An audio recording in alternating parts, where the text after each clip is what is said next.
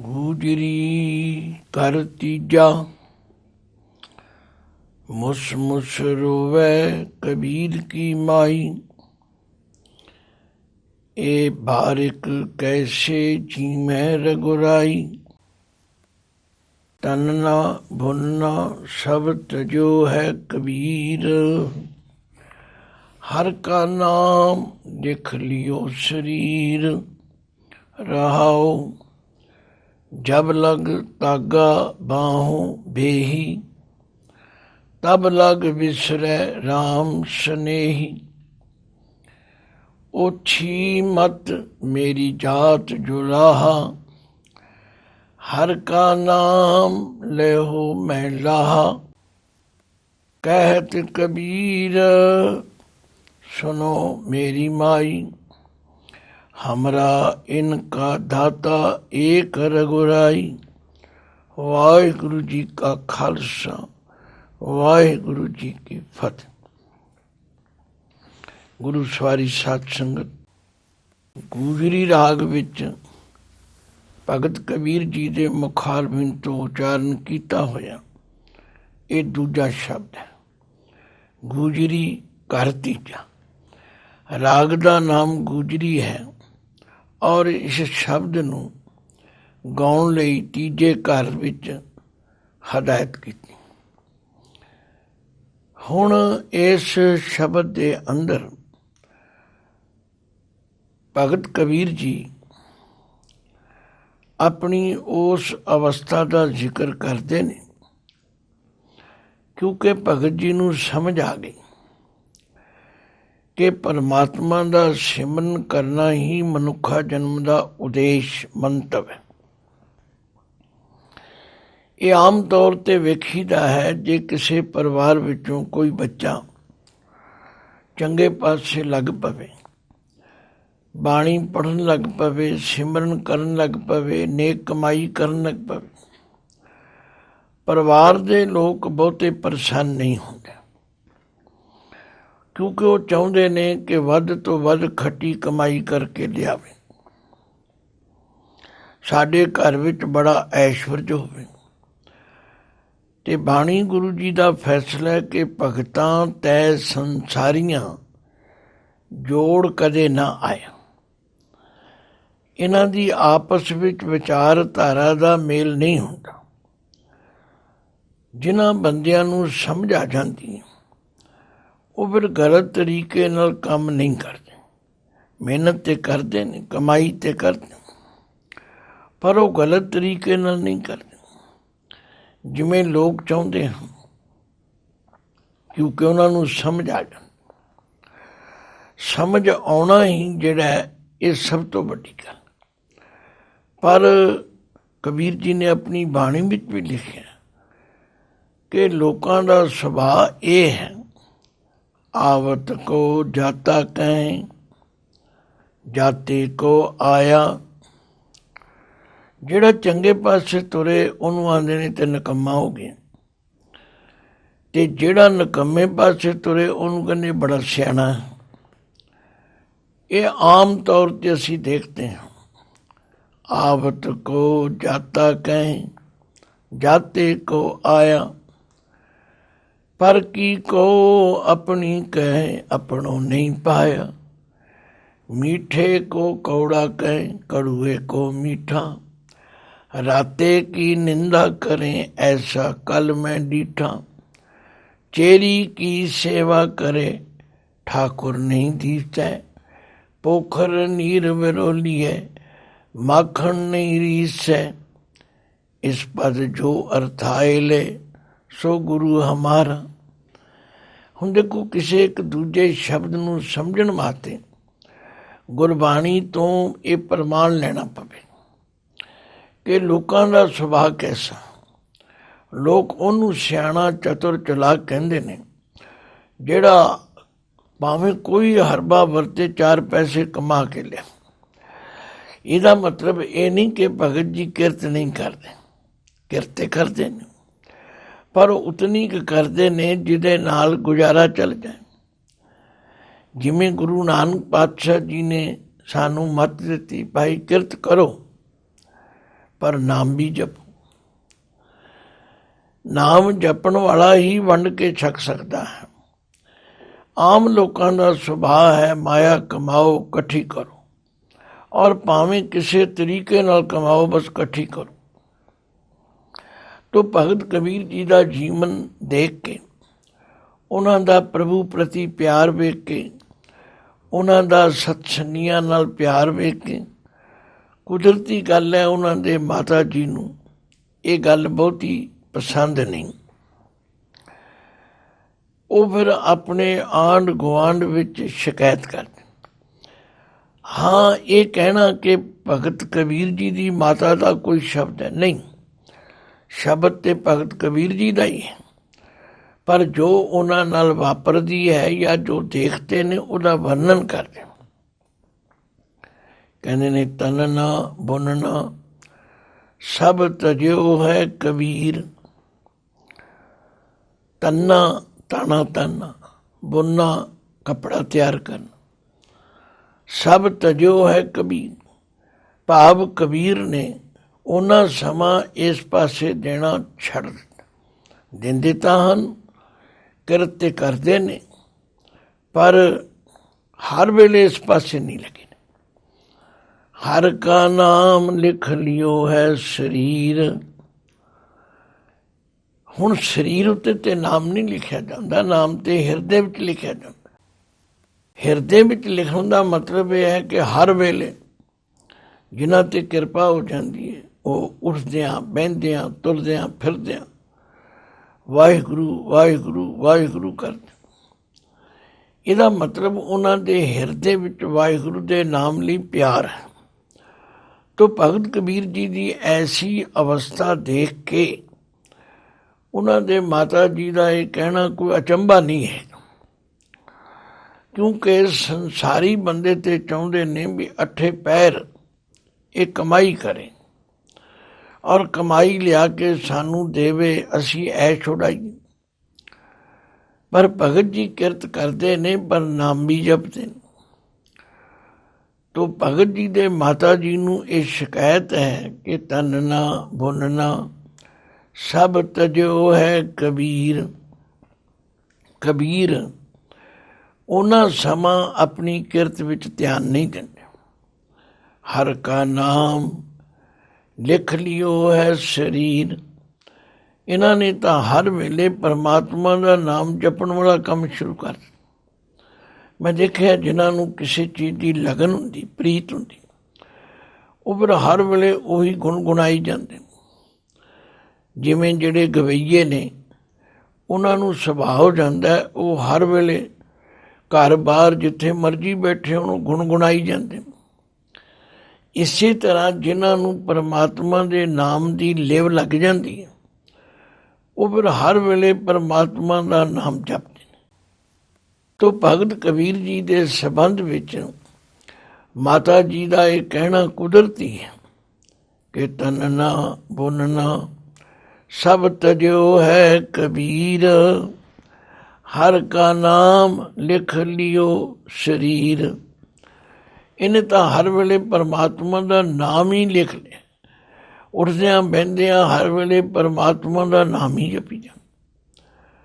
ਹੁਣ ਸ਼ਬਦ ਦੇ ਆਰੰਭ ਵਿੱਚ ਕਹਿੰਦੇ ਨੇ ਮੁਸ ਮੁਸ ਰੋਵੈ ਕਬੀਰ ਕੀ ਮਾਈ। ਹੁਣ ਆਖਰੀ ਅਰਥ ਕੋਈ ਔਖੇ ਨਹੀਂ ਹੈ, ਕੁਦਰਤੀ ਗੱਲ ਹੈ। ਮਾਵਾਂ ਦਾ ਸੁਭਾਅ ਹੁੰਦਾ, ਜਿਸ ਤਰ੍ਹਾਂ ਉਹ ਚਾਹੁੰਦੀਆਂ ਨੇ ਆਪਣੇ ਬੱਚਿਆਂ ਨੂੰ ਚਲਾਉਣਿਆਂ ਨਾ ਚੱਲਣ, ਤੇ ਮਾਵਾਂ ਫਿਰ ਆਂਢ ਗੁਆਂਢ ਸੱਜੇ ਖੱਬੇ ਰਿਸ਼ਤੇਦਾਰਾਂ ਵਿੱਚ ਵੀ ਕਈ ਵਾਰੀ ਸ਼ਿਕਾਇਤ ਕਰਦੀਆਂ। ਕਹਿੰਦੇ ਇਸੇ ਤਰ੍ਹਾਂ ਭਗਤ ਕਬੀਰ ਜੀ ਦੀ ਮਾਤਾ ਆਂਢ ਗੁਆਂਢ ਵਿੱਚ ਲੋਕਾਂ ਕੋਲ ਇਹ ਗੱਲ ਕਰਦੀ। ਮੁਸ ਮੁਸ ਰੋਵੈ ਕਬੀਰ ਕੀ ਮਾਈ। ਇਹ ਬਾਰਿਕ ਕੈਸੇ ਜੀਵੈ ਰਘੁਰਾਈ। ਹੇ ਰੱਬ ਜੀ, ਇਹ ਬੱਚੇ ਕਿਵੇਂ ਜੀਣਗੇ। ਭਗਤ ਕਬੀਰ ਜੀ ਗ੍ਰਸਤੀ ਸਨ, ਉਹਨਾਂ ਦੇ 2 ਬੱਚੇ ਸਨ, ਕਮਾਲੀ ਤੇ ਕਮਾਲਾ। ਹੁਣ ਭਗਤ ਕਬੀਰ ਜੀ ਦੀ ਮਾਤਾ ਉਹਨਾਂ ਬੱਚਿਆਂ ਦੀ ਦਾਦੀ ਲੱਗਦੀ, ਤੇ ਦਾਦੀ ਹੋਣ ਦੇ ਨਾਤੇ ਉਹ ਕਹਿੰਦੀ ਹੈ ਵੀ ਪੁੱਤਰ ਤੇ ਇਸ ਤਰ੍ਹਾਂ ਕਮਾਈ ਬਹੁਤੀ ਕਰਦਾ ਨਹੀਂ, ਹੇ ਰਾਮ ਇਹ ਬੱਚੇ ਕਿਵੇਂ ਜੀਉਣਗੇ, ਇਹਨਾਂ ਦਾ ਗੁਜ਼ਾਰਾ ਕਿਵੇਂ ਚੱਲੇਗਾ, ਇਹਨਾਂ ਦਾ ਪਾਲਣ ਪੋਸ਼ਣ ਕਿਵੇਂ ਹੋਵੇ।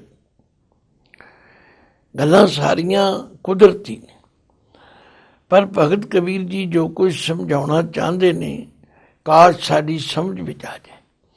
ਗੁਰੂ ਸਾਹਿਬਾਨ ਜੋ ਕੁਝ ਸਾਨੂੰ ਸਮਝਾਉਣਾ ਚਾਹੁੰਦੇ ਨੇ ਉਹ ਸਮਝ 'ਚ ਆ ਜਾਏ।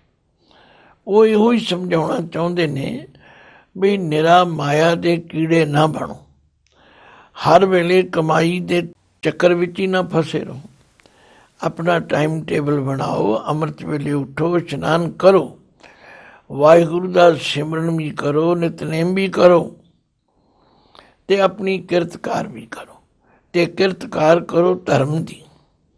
ਬਾਬਾ ਨਾਨਕ ਜੀ ਤੇ ਫਰਮਾਉਂਦੇ ਨੇ ਕਾਲ ਖਾਏ ਕਿਛ ਹੱਥੋਂ ਦੇ, ਨਾਨਕ ਰਾਹ ਪਛਾਣੇ ਸੀ।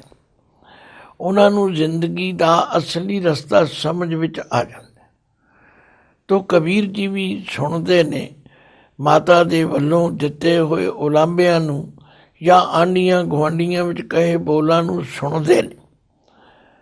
ਸੁਣ ਕੇ ਉਹ ਕਹਿੰਦੇ ਨੇ ਮੁਸ ਮੁਸ ਰੋਵੈ ਕਬੀਰ ਕੀ ਮਾਈ, ਇਹ ਬਾਰਿਕ ਕੈਸੇ ਜੀਵੈ ਰਘੁਰਾਈ। ਹੇ ਰਾਮ, ਇਹ ਬੱਚੇ ਕੀ ਕਰਨਗੇ?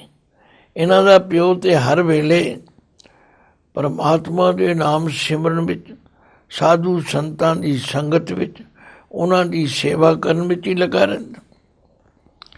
ਮੁਸ ਮੁਸ ਰੋਵੈ ਕਬੀਰ ਕੀ ਮਾਈ, ਇਹ ਬਾਰਿਕ ਕੈਸੇ ਜੀਵੈ ਰਘੁਰਾਈ। ਤਨ ਨਾ ਬੁਨਨਾ ਸਭ ਤਜੋ ਹੈ ਕਬੀਰ, ਹਰ ਕਾ ਨਾਮ ਲਿਖ ਲਿਓ ਸਰੀਰ। ਬਸ ਇਹਨੇ ਤਾਂ ਹਰ ਵੇਲੇ ਪਰਮਾਤਮਾ ਦੇ ਨਾਮ ਜਪਣ ਵਾਲਾ ਕੰਮ ਹੀ ਧਿਆਨ ਵਿੱਚ ਰੱਖੇ। ਪਰ ਭਗਤ ਜੀ ਕਹਿੰਦੇ ਨੇ ਮਾਂ ਮੈਂ ਕੀ ਕਰਾਂ।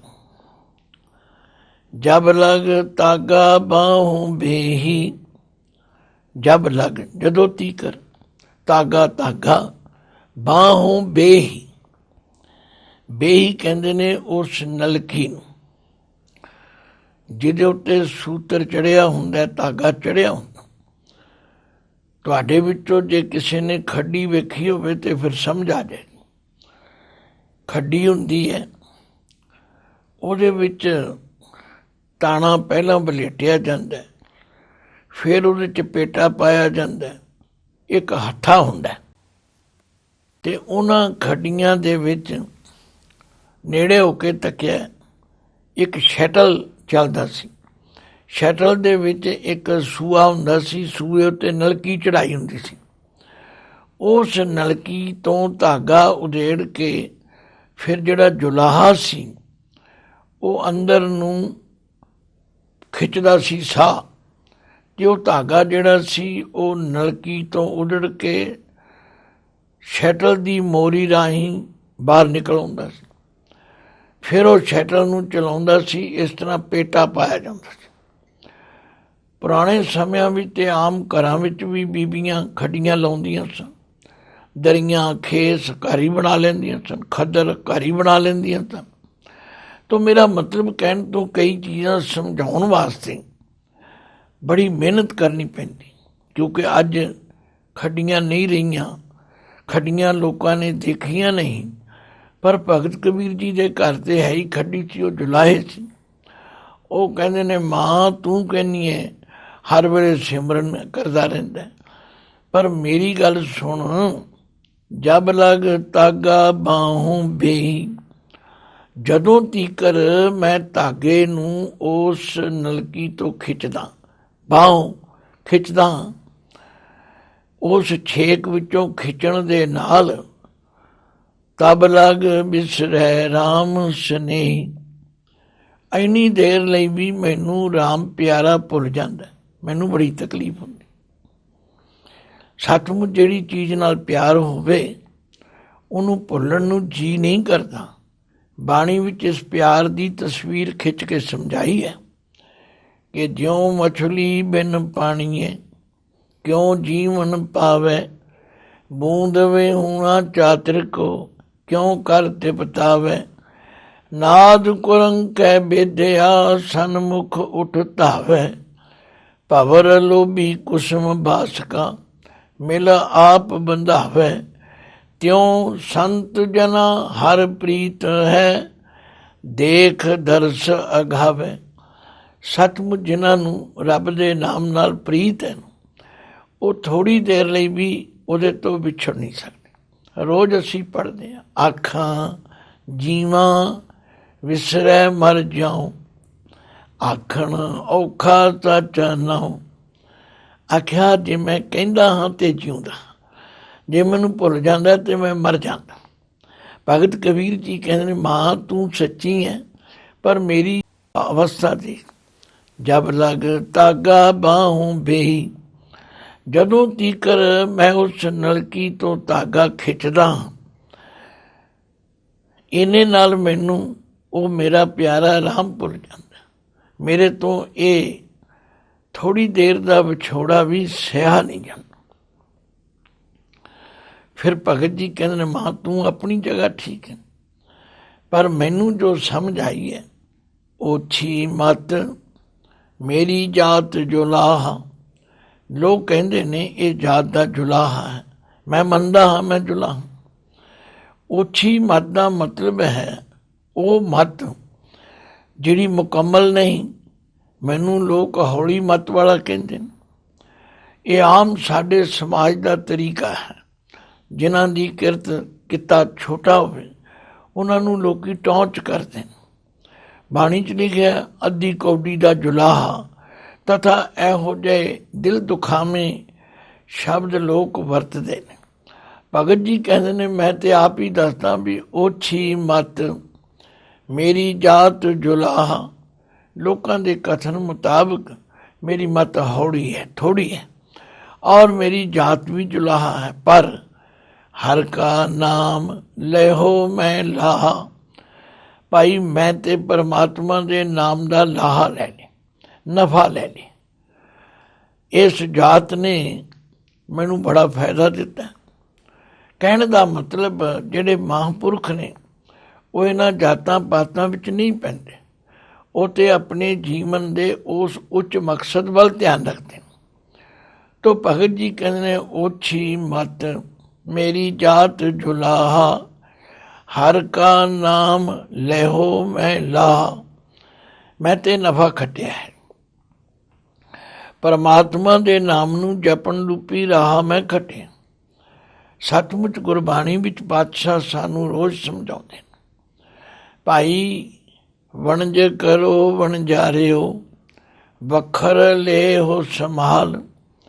ਤੈਸੀ ਵਸਤ ਵਿਸਾਈਐ ਜੈਸੀ ਨਿਭੈ ਨਾਲ। ਅੱਗੇ ਸਾਹ ਸੁਜਾਨ ਹੈ ਲੈਸੀ ਵਸਤ ਸੰਭਾਲ। ਦੇਖਣਾ ਇਹ ਹੈ ਕਿ ਮਨੁੱਖਾ ਜਨਮ ਵਿੱਚ ਅਸੀਂ ਕੀ ਕੀਤਾ। ਸਿਰਫ ਪੈਸੇ ਕਮਾਏ ਨੇ, ਸਿਰਫ ਕੋਠੀਆਂ ਕਾਰਾਂ ਬਣਾਈਆਂ ਨੇ। ਯਾਦ ਰੱਖੋ, ਇਹਨਾਂ ਵਿੱਚੋਂ ਕਿਸੇ ਨੇ ਸਾਡਾ ਸਾਥ ਨਹੀਂ ਦੇਣਾ। ਪੜ੍ਹਦੇ ਰੋਜ਼ ਹਾਂ, ਅਵਰ ਕਾਜ ਤੇਰੇ ਕਿਤੇ ਨਾ ਕਾਮ। ਮਿਲ ਸਾਧ ਸੰਗਤ ਭਜ ਕੇਵਲ ਨਾਮ। तो भगत जी ने बड़ी सुंदर तस्वीर खिंच के समझाई। आख्या मेरी इस जीवन जात उत्ते मेरी माता प्रसन्न नहीं, उन्होंने इतराज है। मुस मुस रोवै कबीर की माई, ए बारिक कैसे जीवै रघुराई। तनना बुनना सब तजो है कबीर, हर का नाम लिख लियो शरीर राहो। जब लग तागा बाहों बेही, तब लग विसरै राम स्नेही। ओछी मत मेरी जात जुलाहा, हर का नाम लेहो मैं लाहा। लो अखीर विच भगत जी माता नूं भी उपदेश करते, सानू भी उपदेश करते। कहत कबीर सुनो मेरी माई। है मेरी माँ, ध्यान नाल सुन, तू एवें फिक्र ना करिया कर।